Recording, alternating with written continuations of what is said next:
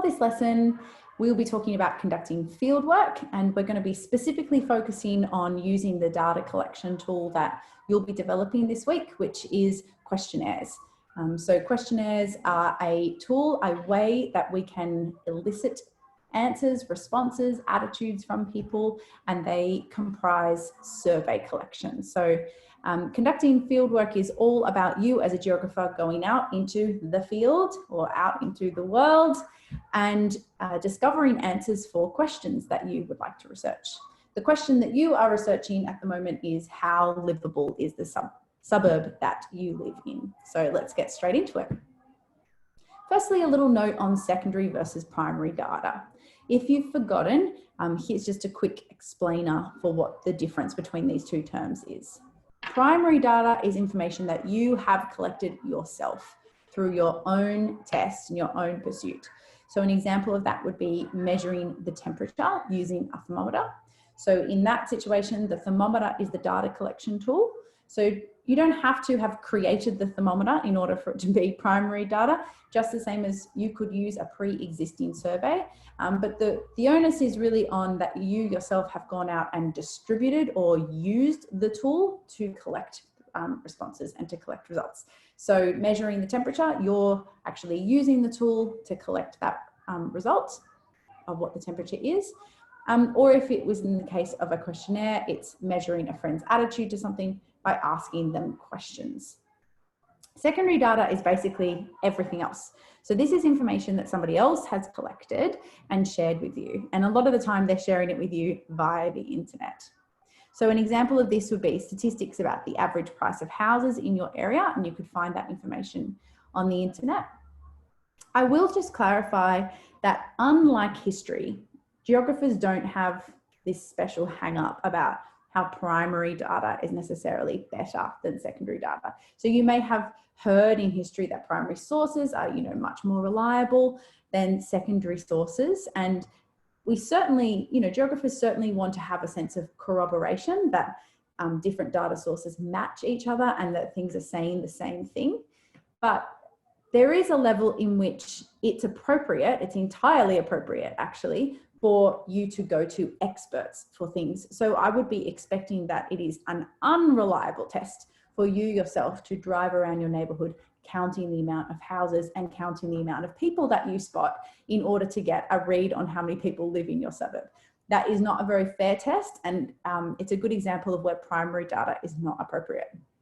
What would be better is for you to go to secondary data and get that information from experts. So there are people who are paid to collect all kinds of data like that. So you could go to the Australian Bureau of Statistics and find out that information, and that is going to be much more reliable. So that's just one example of where secondary data is actually more powerful than primary data. But there is something that secondary data can't assess, and that is it can't give you answers to specific questions, because you as the researcher, if there's something that you want to know, then when you conduct your own research and you collect primary data, you can ask people specifically what you want to ask them to uncover certain attitudes or responses. So that's what we're really going to focus on now, is how do we create effective questionnaires so that we can get the most out of our primary data too, and get a comprehensive picture of life in your suburb. So this is what's in focus today: surveys. We're not going to be measuring temperature. We're not going to be measuring air quality. We're not going to be measuring water salinity. There's a bunch of different primary data collection tools that you could use that we are not going to do. Instead, we're just going to focus on people's attitudes. So the responses from people to surveys, and specifically questionnaires that you're going to conduct. So rather than lengthy interviews, we're going to do questionnaires.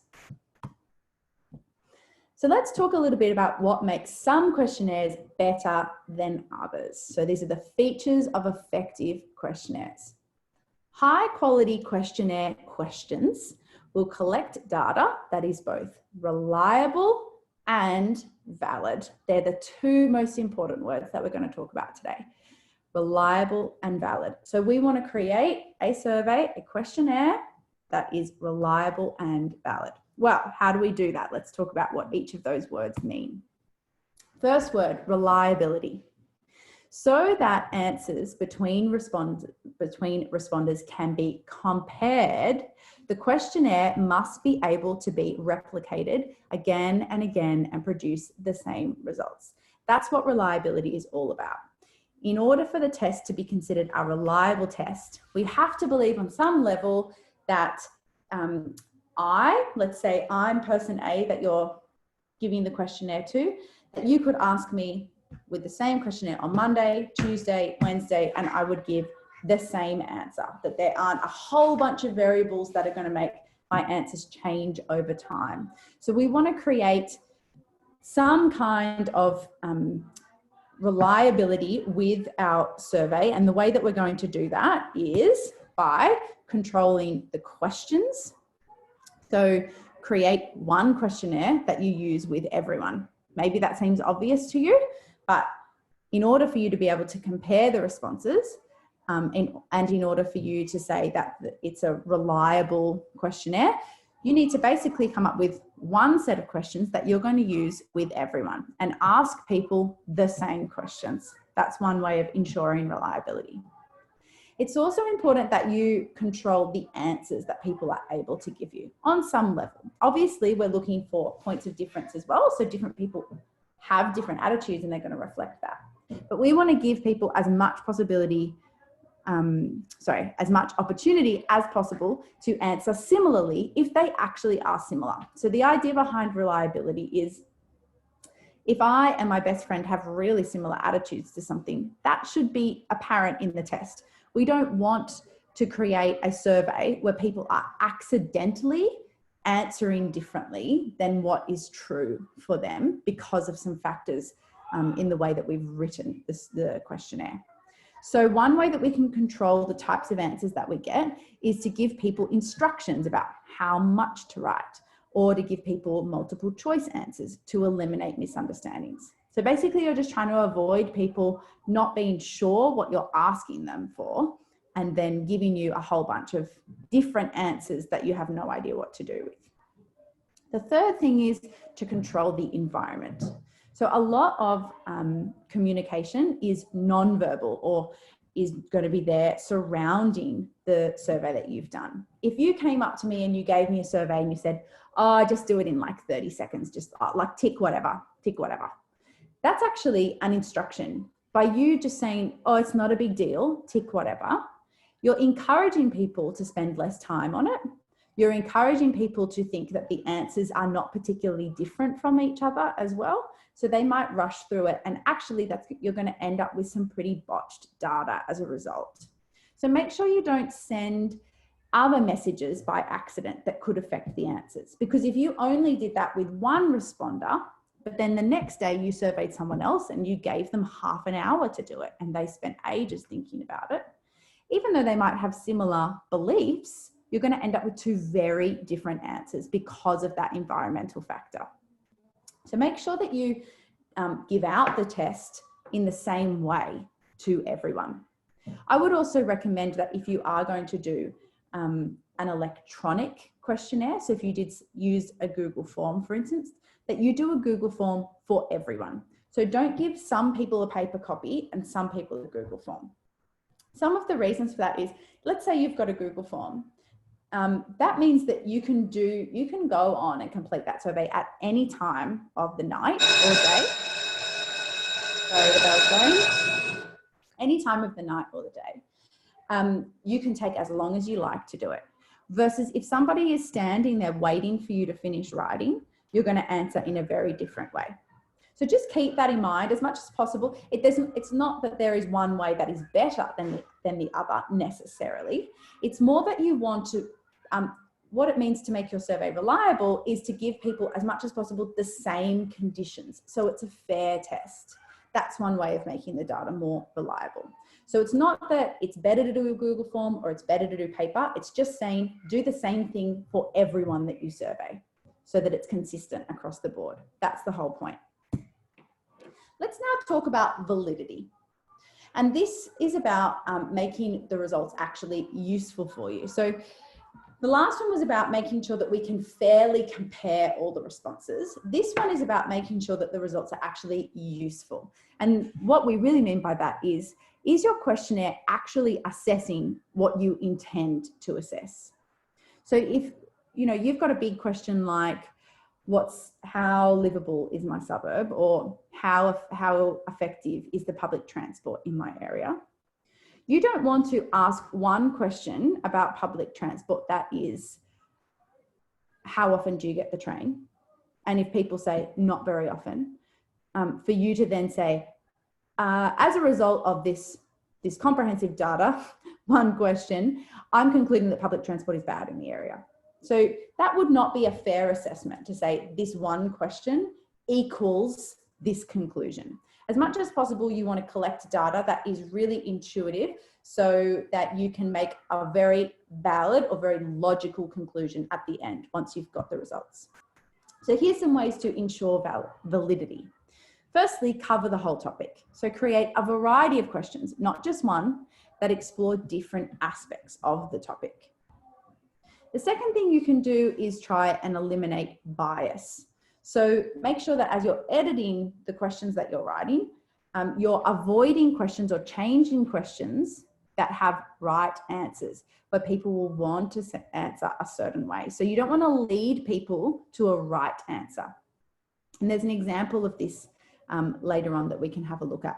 But basically, lots of studies have shown that people have a sense of, they like to make themselves out to be good people in surveys. So don't make it seem as though there is a good person answer and a bad person answer.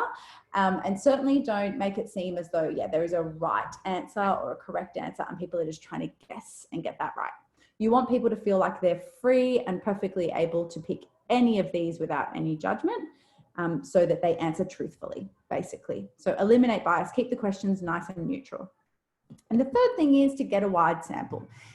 So this is about who you actually ask the questions to. And this is a really tricky one because you don't have a lot of options about who you can give your questionnaire to at this time. It's a bit challenging with COVID, and also it's a little bit challenging with the time frame that you've got. So you might not know your neighbours and be able to ask a lot of people, but it's still, I think, an important thing for us to raise, just so that you can understand that this is part of validity.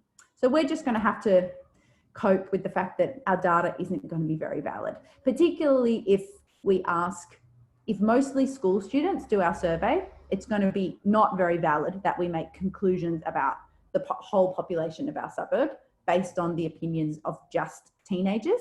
That is not a very valid approach, and yet we're going to have to live with it because I think it's the only data that we may be able to collect in the time. But if you were conducting research in future, this is certainly something you have to think about, is asking a wide sample of people, and also people with different perspectives, so that you're not just getting lots and lots of the same kind of person in there. So you'd want to ask people of different socioeconomic levels, so people who have different experiences of the suburb they live in because of how much money they have, or at least how much disposable income that they have.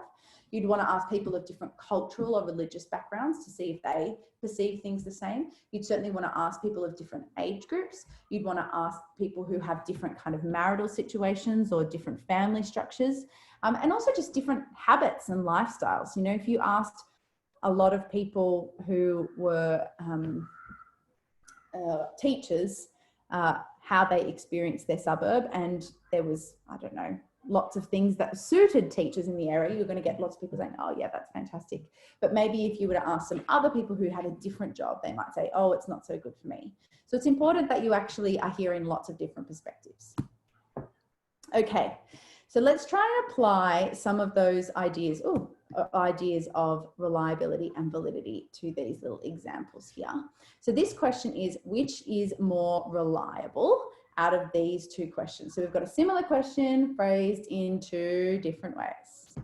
Firstly, we've got, how good are the parks in your area? And then people can just respond by just open writing on the line. How good are the parks in your area? And then we've got, how satisfied are you with the quality of your local park? And we've got a 1 to 5 scale. It's called a Likert scale.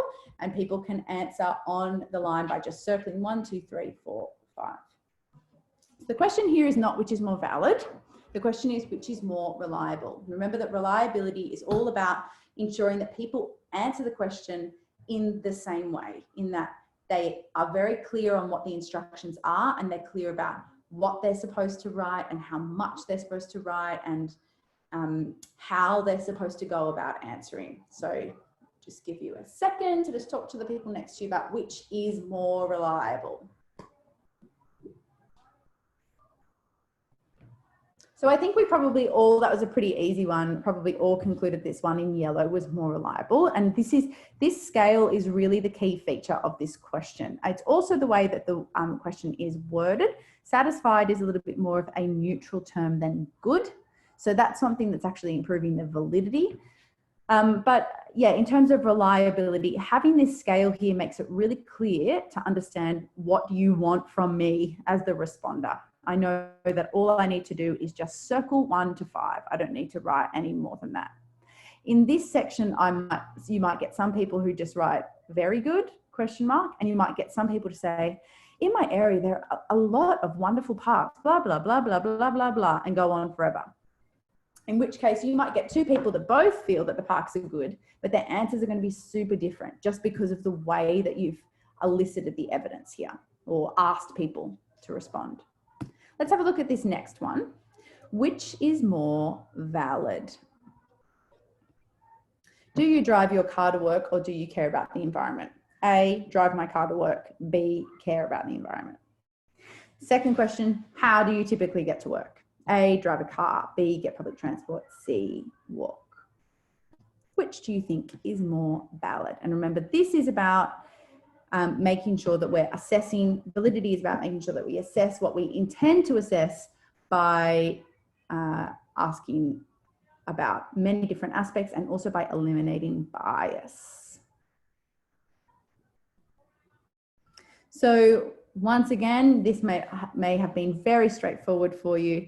This question in the white certainly does lead people to a right answer more by kind of pitting our car drivers against people who are pro-environment.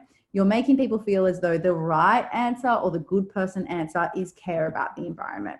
So whilst it's unlikely that people may lie in this particular situation, this is a pretty extreme example, you do want to make sure that your questions, as much as possible, just stay nice and neutral. They don't really ask a moral question at all. Just get people to just give you the facts, basically.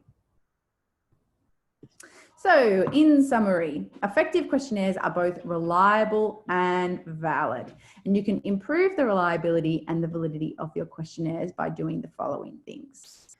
Firstly, by asking the same questions in the same way, in the same conditions to all your survey participants. Secondly, by asking questions that people are likely to interpret and answer in similar ways, e.g. using a scale or multiple choice, or offering examples and some additional instruction. And secondly, you can improve the validity of your questionnaires by asking questions about lots of aspects of your livability factor. For example, if you're looking at parks, you could say, ask about the quality of the park as well as the access to the park in separate questions. But that just means that you're covering the topic a lot better than if you just asked about how close is your local park. Because somebody could live very close to a park that they hate and is terrible and very poorly maintained. So you've got to give people opportunity to give you as much information as possible. The second way you can improve validity is by asking neutral questions that don't lead people to answer in a certain way. This isn't like a very comprehensive look. This is kind of just skimming the surface of some of these attributes of data when you research. Now, I realize that as I said this, this one here is a tricky one, asking questions that people are likely to interpret and answer in similar ways. Just one little note on that. You can ask questions that aren't multiple choice. You can. In fact, you will get more detailed answers if you do. So I encourage you to ask some open-ended questions as well. But what I will say is sometimes it works best to ask a multiple choice question first and then ask people to describe and add detail to their answer. So I'll show you one more pair of questions so you can see what I mean. For example, if you say, describe the quality of entertainment options in your local area. And again, you just, even though it's nice and neutral, just describe. Again, it can be tricky for people to know how much to write. And You're not really scaffolding it for people. So you're going to get a very, very mixed response here. This one's got an A and B. Circle which term best describes the quality of entertainment options in your local area. So you're giving people choices between these 5, and then you ask them to give further detail. The bonus of this means that you've got essentially 2 questions for 1. So if nothing else, you can just use the data from this first 1A question. But then the further detail is tied to one of these terms. So it'd be interesting to compare, let's say 2 people say good, but one person, the way that they've described it makes it seem as though, oh, actually it's excellent, and you can just tell, oh, that person says good because they're not inclined to be very extreme in their responses. But really it's excellent, but they just obviously didn't want to put like the most extreme option. So you can get a real sense of a person from the further detail that they're giving you. Or they might say somewhat unsatisfactory, but it's because of one very specific thing. So if they were to say the quality of entertainment options, they might say somewhat unsatisfactory and say, oh, there's actually incredible cinemas and parks and cafes to go to, but I just don't go to them. And if that was the case, I'd be inclined to almost dismiss that response, to say, oh, like this person has ticked somewhat unsatisfactory purely because they don't use it. So, you don't really want that response in there kind of changing your data when from the further detail you've been able to find out that this is not necessarily an accurate representation of what they think. So just to go back to that, these are 4 things that would be good for you to write down in your book. Basically, I think if you guys can all write this summary down into your geography books, that will be helpful. And these are functionally success criteria for you. So as you start to create a survey, what I want you to do is, once you've come up with a question, basically go through each of these aspects and think about, have I done that? Have I done that? Does my question, is my question likely to invite people to answer in similar ways? Are my questions about a range of aspects of the livability factor? Are my questions neutral? Am I not leading people to certain answers? And you can kind of tick off those things like a little checklist. And happy surveying.